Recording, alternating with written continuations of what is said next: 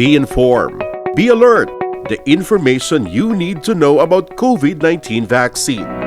Right here, right now, on The Vax.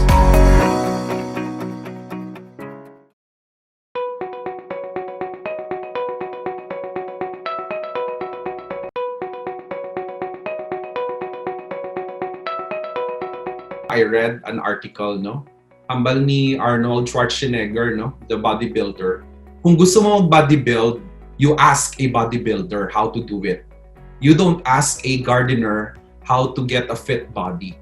Because this is medicine and scientific evidence, you look at the scientific community. Although, if you look at the entire scientific community, balanta na iban sa amon, no? Are likewise spreading false information about the vaccine. But look at the evidence.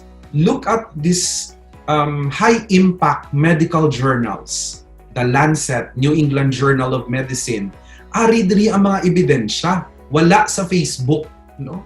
So, if you get published in high-impact magazines like Lancet, like the Nature, ara dira tanan, and we, the medical community, look at these journals, reads the protocol of the research, and understands the number. And clearly, we are seeing that the benefit of having the vaccine is so much na nagpabakuna gani kami tanan, no?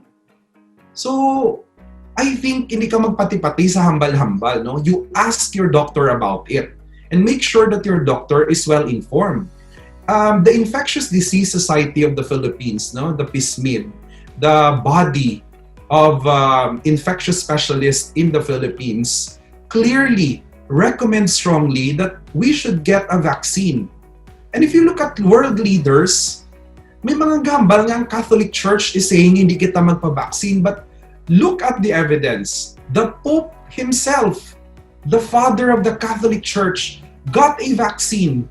Vatican, the leaders of the church got the vaccine. So, the leaders of the church, the leaders of the scientific community are all getting vaccines. And how come some people still wouldn't believe this? So, importante ina, no? You look at the leaders, you look at the evidence, and you look at the numbers.